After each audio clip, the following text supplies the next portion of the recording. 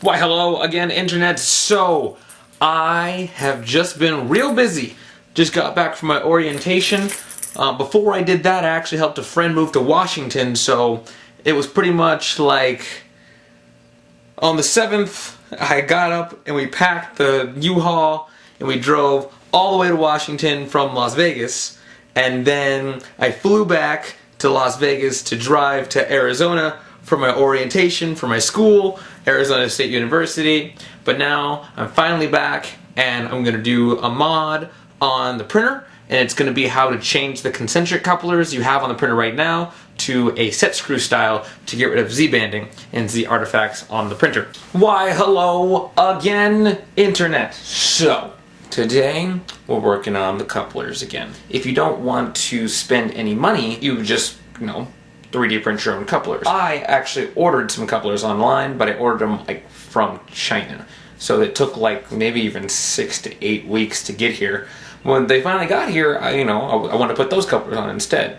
But first we have to remove these. Is you take a butane torch and you heat the bottom of this up right here. Should be able to reach in here. Yep, and just unscrew it.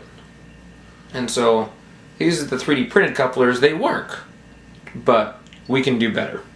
So what doesn't make sense about these is the fact that these have clamps that go around both the shaft on the motor and the lead screw itself. You can see here that there's a flat spot here and here, and this is all rounded across the back. So these are the 3 couplers I've used. So this one right here has these 2 screws that go around the side, and these clamp on to the lead screw and the shaft of the motor. And this doesn't really make sense because the motor itself has 2 grooves in it, which is why I designed the plastic one. The plastic one uses a thread to hold the lead screw in place and uses a D-shaped hole on the shaft to hold the motor in place.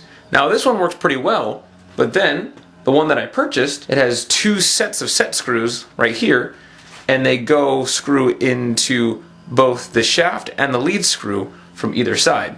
So this is the new coupler I'm going to be using, but of course I have to edit the lead screw before I can put this on.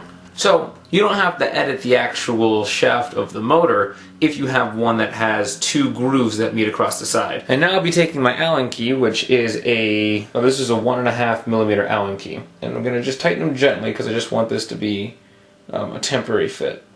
And you can see, without much resistance, there's no danger of stripping this out. This is a very light tighten, and it still moves the motor just fine. And that's because you have this right here, and the screws are coming in from the side instead of going around, which I don't understand why they use concentric couplers on a system that has 2 cuts specifically for a set screw system like this. I'm going to have a link below in the description for these couplers instead that don't have the lines through them, but just set screw into the actual piece themselves. So I'm going to tighten these a little bit more, then I'm going to go cut lead screws. Alright, so I came outside so I can use my rotary tool. This thing right here. So what you're going to do is you're going to take the lead screw and very carefully you're going to just cut basically the threads off on one side, move it 90 degrees, and then cut the threads down to the metal.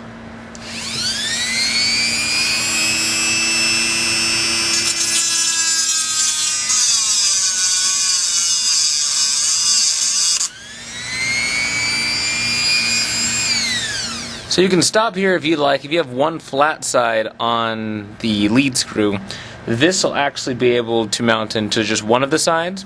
Because I want more stability, I'm going to be cutting 2 sides onto this. So in this situation, you can use a lot of different tools to do this, but a rotary tool is pretty much the cheapest thing I think most people have. So I'm not going to go over all the details on how to take your printer case off. If you've modded before, you know how to do that. This is what we're going to be focusing on. This is the old concentric coupler that you're going to need. I want to say this is, you're going to need a 2mm Allen wrench to take these off. Pretty much all you do is you unscrew this piece right here. This is the one attached to the lead screw. When you take that off, just set it off to the side. You're going to have another one at the bottom, and you're going to have another one at the bottom, and you're going to do the exact same thing, and you're going to undo it from the motor. And as soon as you get it off, you'll notice these 2 grooves right here. And so all you have to do is take your new coupler, which has 2 of these screws on either side. And instead of using a 2mm, you're going to use a 1.5mm Allen wrench instead. And these go right over the motors, and you're just going to screw perpendicular to the shaft. And you want to make sure that when you tighten them, the shaft of the motor is actually spinning. So you want to make sure the motor underneath is still moving about. And after you do this, the 2 slits you cut into your lead screw are going to match up with the 2 holes for the coupler. So you're going to line those up, and then you're going to tighten these as well. And notice how light I'm tightening, and I'm going to grab the shaft right now, and you'll see that the coupler is going to move. And so this is much better than the concentric couplers because they have the ability to lock right into the flat spots on the lead screw, and they don't cause any slipping whatsoever. In a previous video, I showed you how to CAD model and 3D print your own couplers. Now, 3D printing with PLA is cheap, so this is why I wanted to show you how to 3D print your own couplers so you wouldn't have to spend any money to fix your Z-banding. However, the method I show you in this video is not only easier, but it is also more effective. So there are only 2 possible downsides to this modification. One, it costs more than the 3D printed coupler, and you might have to wait longer if you do what I did. I ordered mine from China, so I had to wait about 6 to 8 weeks for mine to arrive at my doorstep. Now, waiting that long isn't all that bad. The main reason why I had to 3D print my own coupler is because this is what my coupler looks like. Upon disassembling one of the printers, I accidentally stepped on the helical coupler and it snapped in half. So now that my shipment of couplers have come in, instead of using the 3D printed one, I can use the metal ones instead. So before I even got to the 3D printed coupler, I printed out this. So you can see how bad the Z-banding is on this print. It is pretty much prominent across the entire rod. I kept the file, and I made this one instead. And you can see that in terms of the artifacts for Z-banding, there's none on the pink one at all. And so this is simply by just changing the couplers to that set screw style instead of the clamped concentric one instead. So that's the major difference right there. So I recommend that everyone does this upgrade because if you're using the concentric couplers instead, the torque generated from the motor can have the possibility of slipping out. And if you're using the set screw couplers instead, those are mounting directly to the sides of the motors and therefore don't have the ability to slip out of place. Even if the screw is loose, you're going to have less of an issue with the set screw ones than you would with the concentric ones.